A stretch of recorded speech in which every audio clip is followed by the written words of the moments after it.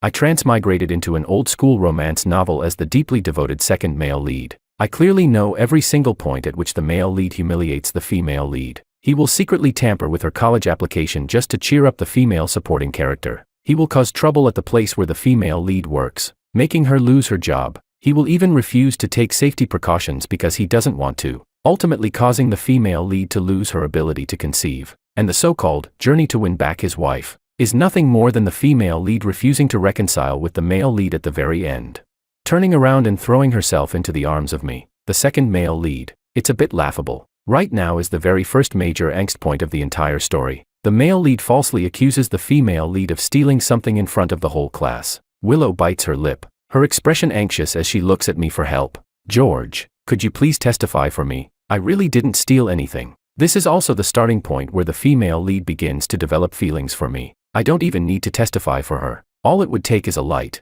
casual sentence, "I believe you," and the task would be perfectly completed. Yet, facing her eyes brimming with tears, I calmly turn my head away and avoid her gaze. Chapter 1. Sorry, I wasn't in the classroom at noon, so I can't testify for you. When she heard my answer, the light in Willow's eyes instantly dimmed. A trace of smug satisfaction flashed across Makoto's face. With his hands in his pockets, he strolled over to Willow, his tone laced with disdain and condescension. "Willow, I know your family is poor, but no matter what, you can't steal Maria's things. Do you even know what that jade bangle means to her? It was a keepsake her grandmother left behind." Maria stepped out from behind Makoto. Her eyes were filled with tears as she asked in a trembling voice, "Willow, that jade bangle is really important to me. I can give you 100,000. Could you please return it to me?" Whispers rippled through the class. Is this for real? Willow would actually do something like that. She never goes back to the dorm at noon. I thought she was just super dedicated to studying. Turns out she was figuring out how to steal from classmates. Well, she is someone who got promoted from a trash middle school. It's not surprising she'd like petty theft. Amid the murmurs, Willow stubbornly straightened her back. She clenched her fists and gritted her teeth. "It really wasn't me. I didn't steal anything. If you don't believe me, you can check the surveillance cameras." Makoto let out a cold laugh. "Willow, what kind of act are you putting on? You know perfectly well the classroom cameras broke the day before yesterday. Maria's already offering you 100,000. Can you stop being so stubborn?" Maria spoke again, soft and gentle. "Yes, Willow, that bracelet itself isn't worth much. It's just emotionally important to me. If you think the money isn't enough, I can add more. Everyone still has self-study to do. Let's not disturb everyone over such a small matter." "Okay." I glanced at the watch on my wrist. 13:05. In 5 minutes, the homeroom teacher would walk in through the door, and Willow, Makoto, and Maria would all be called to the office. That jade bangle was extremely valuable. No matter how much the homeroom teacher usually favored Willow, there was no way this could be brushed off lightly. Willow's mother would be summoned to the school. The moment she entered the office, she would slap Willow across the face. Then, like a lapdog, she would fawn over Makoto and Maria, apologizing profusely. "Young master, young miss, I'm so sorry. I failed to discipline my child properly. This girl, Willow, is just like her irresponsible father. Her morals have been bad since she was little. I've scolded her so many times, but it never worked." Then she would turn on Willow, glaring at her in fury. "You little beast. Why aren't you apologizing to the young master and young miss right now? Where did you hide the thing? Hurry up and give it back." She sold vegetables at the market, born with a booming voice. Her rage and ingratiating tone would echo through the entire floor. All of Willow's previous denials and insistence would be completely crushed by her. Even when Maria's butler came to the school the next day to apologize, saying the bracelet had been found in the bedroom, it would already be too late. Willow would be thoroughly branded as someone with bad character and sticky fingers. Wherever she went, the whispers followed. As for Makoto's apology, it amounted to nothing more than buying her breakfast for an entire semester. At this very moment, the homeroom teacher was still on the way. Makoto said impatiently, "Willow, how about I add another 50,000? You shouldn't be so greedy. The surveillance cameras are working." He froze. "What did you say?" I twirled the pen in my hand once, then let it come to a steady stop at my fingertips. My gaze landed on Makoto. I said, "The cameras are working. They were just out of battery. I replaced them with new ones yesterday." Maria's face turned slightly pale. She forced a smile and said, "We're all classmates. There's really no need to check the cameras, right? As long as you apologize. Willow, I'll forgive you." Makoto frowned. "Willow, even if we check the footage, the one who'll be embarrassed is still you. I want to see it." Willow's face was deathly pale, but her eyes shone brightly. She stared hard at Makoto and Maria, her voice thin and strained. as if forced through a narrow slit in her throat, sharp and piercing. I didn't steal anything. I want to see the surveillance footage. 5 minutes were up. The homeroom teacher appeared at the classroom door. She swept her gaze across the room, frowned, and asked, "What are you all arguing about?"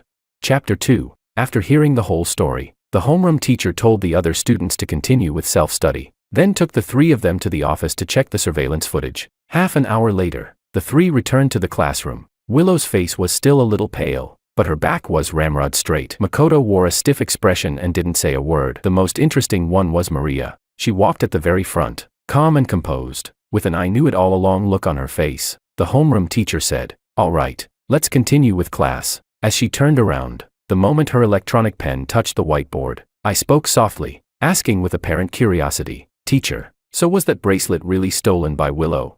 The homeroom teacher's gaze paused on me. At the same time, Willow tightened her grip on the pen in her hand and looked at me. I shrugged and smiled. After all, she's my deskmate. If she really has a habit of petty theft, I'd better hide my own things carefully. Idiot. She thought her innocence had already been proven. So she sat back down calmly and opened her textbook. Little did she know that just from the arrogance written all over Maria's face, she was still a thief in the eyes of her classmates. Maria frowned, cleared her throat lightly, and was just about to say something. Before the words left her mouth, they were drowned out by another low voice. The bracelet wasn't stolen by Willow. Makoto looked at me and said each word clearly. She stayed at her seat the entire noon break. She never left. Is that so? I smiled faintly. Then it seems I won't need to change to a new deskmate after all. Maria suddenly let out a sob, tears rolling down in strings. This is all my fault. I accidentally wronged Willow. I nodded. It really is your fault. Bringing something that expensive to school for no reason. Today you wronged Willow. Tomorrow who are you going to wrong? The moment those words came out, the classroom erupted into murmurs. Someone whispered, "Yeah, if it's that precious, why bring it to school at all? What if it accidentally gets damaged? Are we supposed to compensate her too?" She came back looking so smug. I really thought Willow had stolen it. Maria raised a hand to cover her face. Sobs leaked through her fingers as her body swayed unsteadily. Makoto said angrily, "George, Maria has already apologized. What more do you want from her?" I tilted my head and asked, "Makoto, do you like Maria?" "Why you're talking nonsense. I just treat Maria like a younger sister." His face flushed red, his voice suddenly rising as he swung a fist at me viciously. I raised both hands in a gesture of surrender. I was joking. Enough. The homeroom teacher knocked the whiteboard irritably. "Stop messing around. This class is about to turn into a vegetable market." She warned sternly. "You're all in second year of high school now. Focus on your studies and stop getting involved in pointless nonsense every day." Once class began, I propped my head up on my desk and dozed off. Suddenly, something nudged my arm. It was a thick math notebook. I turned my head and saw Willow pressing her lips together, listening attentively to the lecture. The knuckles of the hand holding her pen were pale from the force, and there was a thick callus on her middle finger where she rested the pen. After marrying Makoto, those calluses slowly softened and peeled away. In the end, the girl who had once filled stack after stack of exam papers became a wealthy lady with long, fair fingers, untouched by any hard labor. I let out a soft scoff, pushed the notebook back, and said indifferently, "No need." Then I turned my head to the other side and went back to sleep. Chapter 3. Perhaps out of guilt. The next day Makoto brought Willow breakfast. Willow refused him. "No need. You can keep it for yourself." Makoto stood there awkwardly, holding convenience store rice balls and freshly squeezed juice. A trace of irritation gathered between his brows. "Makoto doesn't eat this kind of stuff," Maria said with a smile. "We always have breakfast made by the servants at home." She added considerately, "Makoto, maybe Willow isn't used to eating these. Next time, why don't you ask the driver to buy her some street-side steamed buns and soy milk instead?" Willow tried to explain. If you don't want it, then don't eat it." Makoto cut her off impatiently, tossing the breakfast onto Willow's desk before dragging Maria back to their seats. "If you're not eating it, just throw it in the trash." In the original story, Willow really did throw Makoto's breakfast into the trash. The bell for morning self-study rang. The classroom fell quiet, filled only with the soft scratching of pen tips against paper. A moment later, I heard Willow beside me sniff very lightly. In the end, she was still just a young girl. I sighed, picked up the slightly squashed rice balls and juice that had been thrown onto her desk, and said, "Hey, I didn't eat enough this morning. How about I trade you milk for these?" She looked up at me in surprise. Her eyes, washed with tears, were big and bright. She stammered, "No need to trade. I'm not hungry. You can just take them." How could she not be hungry? She helped her mother set up a vegetable stall at the market at 4 in the morning, then had to catch 3 buses by 6:15 to get to school, because the school provided free lunch and dinner. Willow only ate 2 meals a day. Often, when she woke up in the morning, her stomach was already numb with hunger. At her age, Willow was as thin as a bamboo pole that would fall over with a single push. And yet, even so, she believed her dignity mattered more than an empty stomach. So foolish, I said coldly. I don't like owing people favors. A fair exchange benefits both of us. Willow blinked. All right. She reached out and took the bottle of milk. Suddenly, Makoto kicked the desk hard behind us. I pretended not to hear it, quietly tore open the rice ball wrapper under the desk, and took a bite. Cheese chicken flavor. Pretty good. As soon as class ended, Makoto called Willow out. I went to the restroom to wash my hands first, then strolled slowly to the corner, holding a vocabulary book. I openly eavesdropped. Makoto asked, "If you weren't going to eat what I gave you, fine, but why did you give it to George?" Willow replied, "You already gave it to me. What I do with it is none of your business." Makoto was silent for a few seconds. "Willow, I just wanted to apologize. Maria's bracelet was found in her bedroom last night. She probably rubbed it off while sleeping. I didn't mean to wrong you," Willow said. "Makoto, you don't need to explain anything to me, and I don't care about your apology." She pushed past Makoto and walked back to the classroom. Makoto stared at her back with an unreadable expression. After standing there alone for a moment, he turned and left as well. I'd seen enough of the drama. When I turned around, I ran straight into Maria. She stood behind me with her arms crossed. Her delicate face was completely indifferent. I reminded her, "If you don't confess soon, Maria, Makoto might change his heart." "Why would I confess?" She looked at me strangely. "I don't even like him." "Then why are you targeting Willow?" She sneered. "If a dog that used to circle around you every day suddenly starts wagging its tail at someone else, how would you feel?" I said. "No feeling at all. It's just a simp. I don't care who it wags its tail for." Maria froze. After a few seconds of silence, she asked gloomily, "Do you men all like girls like Willow?" "What kind of girls?" "Poor, pretty, and looking like some pitiful, fragile little flower," I said. "First, I don't think Willow is a fragile little flower. Second, I don't like that type either. They're too easy to break." "Then what do you like?" "I like vicious ones, extremely vicious flowers with a strong, intoxicating scent," I said unhurriedly. "Just like you. So, how about considering me?" "Are you sick?" Maria was so angry her cheeks flushed pink. She shot me a vicious glare and ran back to the classroom. Chapter 4. Makoto did not feel discouraged by Willow's rejection. Instead, it was as if he had locked horns with her. He kept delivering breakfast to Willow for an entire semester. All of that food ended up being bartered away by Willow and sent straight into my stomach. Naturally, what I gave Willow in return was not cheap either. After one semester, Willow's face finally filled out a bit, and she shot up in height as well. By visual estimate, she had already surpassed 170 centimeters. In the original text, the word used to describe her was petite. Now, no matter how you looked at her, that word no longer applied. Women should be strong and powerful. Only then can they fight back against ill-intentioned predators and boldly walk the path that belongs to them. Willow and I maintained a lukewarm relationship. Aside from exchanging breakfasts every day and occasionally copying her homework, we had no private interactions whatsoever. Today, after we finished swapping breakfasts, Willow stopped me. "George," she avoided my gaze, clearly struggling to speak. "Could you lend me some money?" I slipped my hands into my pockets and asked, "How much?" 100,000. She said it softly, then hurriedly explained, "My mom has been diagnosed with cancer. She's been enrolled in a clinical trial group, but the upfront treatment costs still have to be paid by us first. I know it's very rude to suddenly ask you for such a large sum, but I really can't think of anyone else to turn to. I can write you an IOU, and once the reimbursement comes through, I'll pay you back immediately."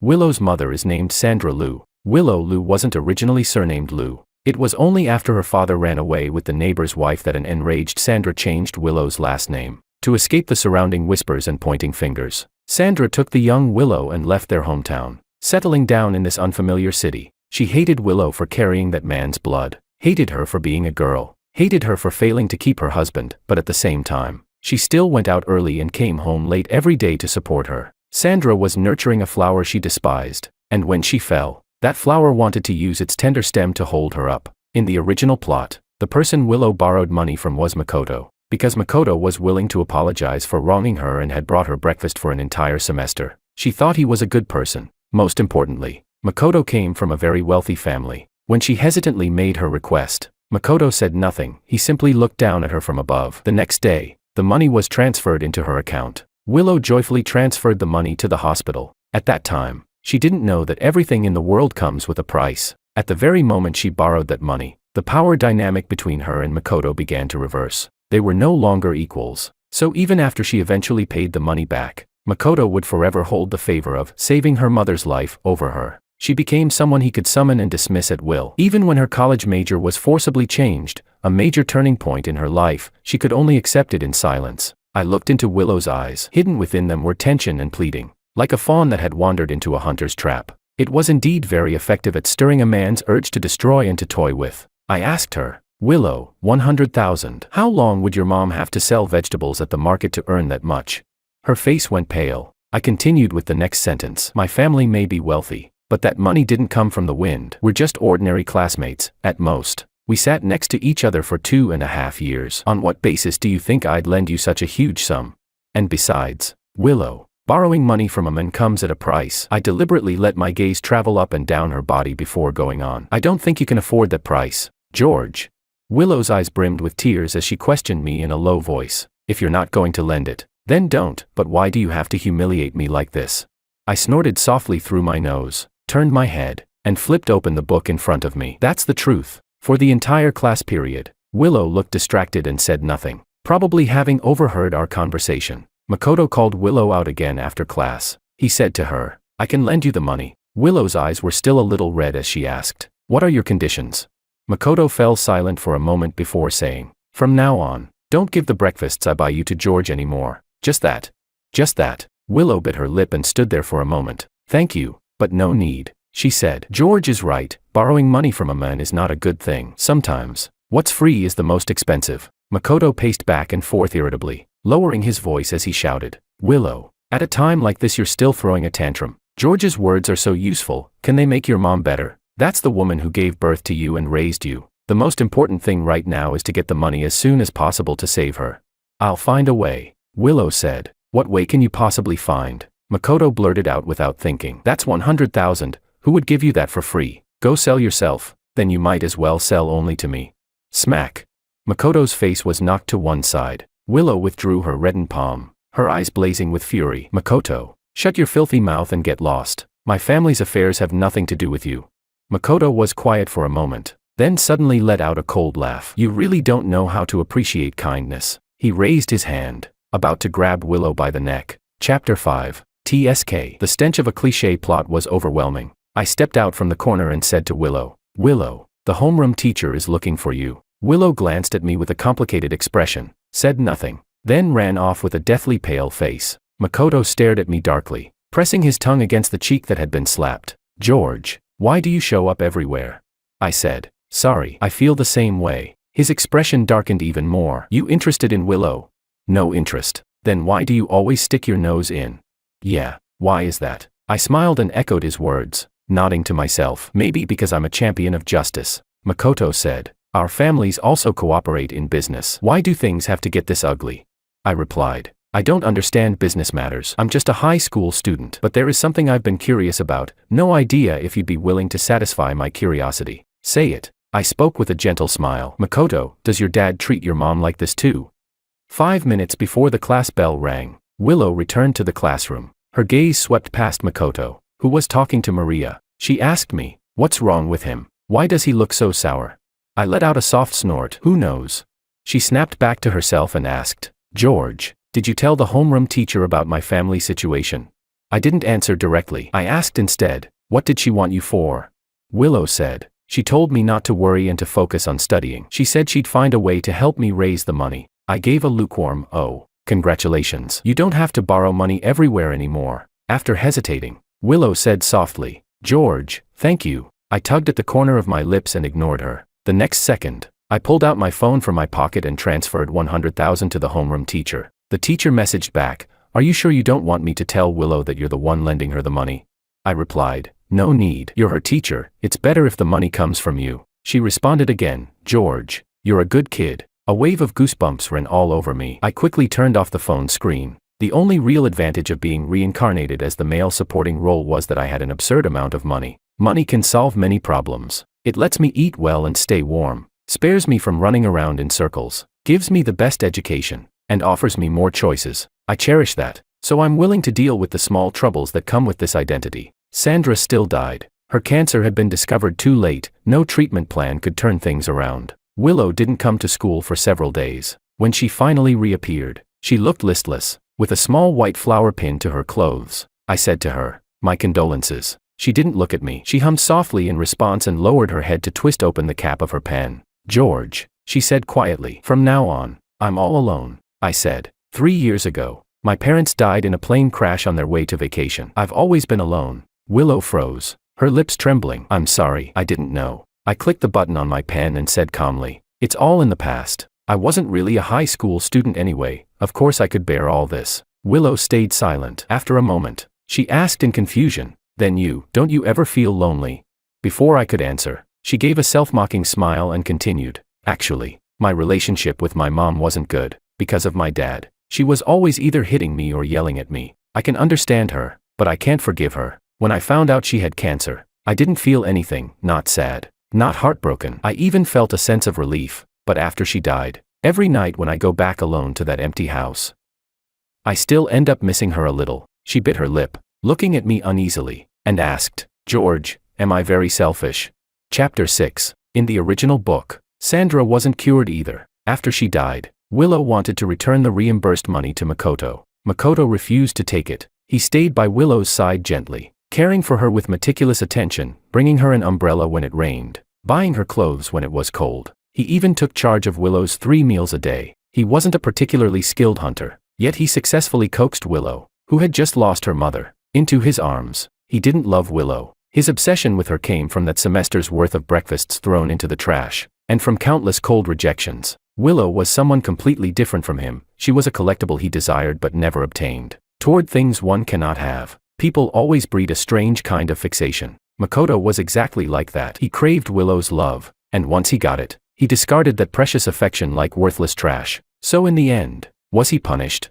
No. He inherited the family company, divorced Willow, married a new wife, and went on to have a whole bunch of children. The author used countless delicate techniques to write about Makoto's regrets. She wrote about him standing before a beautiful, affectionate wife, yet thinking of that summer when Willow sat in front of him, her ponytail swaying gently. She wrote about him watching his lively children, yet unconsciously thinking of the embryo Willow had aborted. She wrote about his excitement upon reuniting with Willow, the pain he endured to set her free, the regret of being forced to let go, and the magnanimous blessings he put on as an act. Hypocritical, despicable. Why should a beneficiary of privilege be forgiven for everything he's done just because he sheds a single tear? I asked Willow, "What's so bad about being selfish?" In this world, women are always subjected to all kinds of conditioning as they grow up. Fairy tales teach you to be kind, to become a little mermaid who willingly dissolves into foam for a prince. Mothers teach you to be gentle and graceful, to become a virtuous wife and loving mother who sacrifices everything for a man. Later, after reading some miscellaneous books, you learn that being too mild and obedient won't do either. You must be cultured and refined, able to brew tea and trade poetry with men, yet not allowed to be as romantic or indulgent as they are. They are obsessed with turning you into a good person, a delicate and beautiful ornament, because only then can they blind you and block your path upward. But Willow, you can't be like this. You can't become their accomplice and blind yourself along with them. I said to Willow, I think that when the word selfish is applied to you, it should be regarded as an extraordinarily noble quality. Willow, grow your edges. Don't be a lamb waiting to be slaughtered. Willow stood there for a long time. She asked in confusion, "George, why are you able to say things like this?" "Who knows?" I replied. "Maybe I've just read so much pseudo-humanist literature that I've gone numb." Chapter 7. Makoto still hadn't given up on Willow. Willow's coldness and avoidance were like pouring oil onto a blazing fire, igniting his competitiveness even further. To make his stance clear, he even took the initiative to distance himself from Maria. During PE class, after Willow finished running 1,500 meters and came back, Makoto hurried over, raising the milk tea he had just bought. "Willow, are you tired? Do you want to?" Before he could finish saying drink some milk tea, the cold cup in his hand was snatched away by another hand. Maria held the milk tea. Her eyes instantly reddened as she asked, "Makoto, wasn't this prepared for me?" An awkward expression appeared on Makoto's face. He hesitated for a moment, then said, "Maria, I bought this especially for Willow. How about I buy you another one?" "No need." Willow walked past them without even glancing sideways. "Drinking something cold right after exercise isn't good, and if I want milk tea, I'll buy it for myself," Makoto hurriedly said. Then Maria, "You can have this one." "Willow, I'll buy you a warm one." "Okay." Willow didn't acknowledge him at all and walked straight back to the classroom to continue revising. Makoto turned back dejectedly and met Maria's gently smiling face. Her brows curved softly. "Maria." "Makoto, do you know?" Maria held up the milk tea and said in a soft, delicate voice, I actually really hate things that are handed down to me by someone else. It makes me feel cheap. Her fingers loosened, and the milk tea fell to the ground, bursting open like a water-filled balloon. The murky liquid splashed in all directions. She passed by Makoto and walked toward the teaching building, leaving Makoto alone, standing there in a daze. After the college entrance exam, Makoto performed poorly and went to university in City C. Maria was admitted to a film and television academy. This time, no one could alter Willow's application choices anymore. No one could derail her life again. On the day she received her admission letter, Willow called me. Her voice was brimming with barely concealed excitement. George, I got into University A. I walked out onto the balcony, leaned against the railing, and said congratulations. Willow asked cautiously, George, where are you going to university? The moonlight was perfect tonight. Rarely in the mood to say more, I replied. The UK. Silence followed. On the other end of the call, only her shallow breathing remained, as if she were forcing herself to suppress something. I waited patiently for her to speak. Finally, she asked in a hoarse voice, will we still have a chance to see each other again? I sighed. Willow, all right, I understand. Willow cut me off sharply. Then her voice softened again, trembling with restrained sobs. If we can't meet again, George, then I wish you safety, happiness, a smooth life. She hung up. I stood in the darkness for a few seconds, feeling hollow, when my phone received a text message. It was a bank deposit notification. Amount, 100,000. Note, thank you. Chapter 8. 8 years later, I earned my PhD and returned to the country to inherit the family business. After forgetting some password verification nonsense, I logged into a QQ account I hadn't used in ages. I struggled through an inbox full of spam ads, looking for the verification code, and unexpectedly discovered the emails Willow had sent me over the years. Hello, George. It's been a long time. I don't know how you've been. My university life has been pretty good. I really like my professors, my classmates, and my major, and I even received a scholarship. After learning about my family situation, my advisor took the initiative to invite me to work in her lab. The monthly stipend isn't much, but at least I don't have to worry about money anymore. I was still wondering whether I should take on tutoring jobs, but now it seems unnecessary. I've graduated and found a fairly decent job. My supervisor values me a lot, and before long I put together a small team of my own. It's exhausting, but I'm lucky. I'm doing something I truly enjoy. I ran into Makoto during a business dinner. He turned out to be our new client. He looks much greasier than before, and his personality is just as annoying. He actually asked me in private whether I'd accept being kept by him. I smashed a wine bottle over his head and knocked some sense into him. The next day, when I went to my supervisor with a resignation letter, she rejected it. She told me not to worry and said the company wouldn't sell out its own employees. Sure enough, a few days later she informed me to return to work. The company had already terminated its cooperation with Makoto. How wonderful, George. I thank her, and I also thank my own courage that night. But the person I'm most grateful to is you. In those brief 3 years, you shaped the toughest, most resilient foundation of my character. You gave me the courage, in countless choices later in life, to choose myself. I had a dream last night. I dreamed that back in high school, I accepted Makoto's confession. Under the guise of doing what was best for me, he arbitrarily changed my college application so I ended up majoring in the same field as him. I didn't like that major, so I drifted through university in a haze. After graduating, I married him, became a housewife, and even had an abortion for him. From then on, I lost the ability to become a mother. What a nightmare. Oh, right, the you in the dream was different from the real you. He smiled more than you do in reality and treated me more gently. He was a good man with no temper at all. Like a sponge, he was like a puzzle piece, perfectly filling in my shattered life in that dream. So perfect that it felt fake, and it made me feel relieved when I woke up in shock. Thank goodness it was just a dream. Thank goodness you aren't him. I held my coffee cup and stared from dusk until dawn, my mouse resting on the last email. It had been sent at 7 in the morning the day before yesterday. My plane back home had just landed. I opened it. Inside was only a single line. Can we still meet again? Below it was a string of phone numbers. Email is a good thing. It lets you avoid seeing the trembling handwriting, the creased stationery, and the tears that accidentally fall. All you see are neat, serious words and a blinking cursor. And so, you can click delete without any sense of guilt. I emptied my inbox with a single click. There's no need to meet again. The world is vast, and Willow is its female lead. Her life doesn't need to be confined to choosing between a male lead or a male supporting role. She can meet countless new people and embrace countless new possibilities. That's what I want to tell Willow, and what I want to tell myself. Goodbye, Willow. Please keep moving forward, don't look back.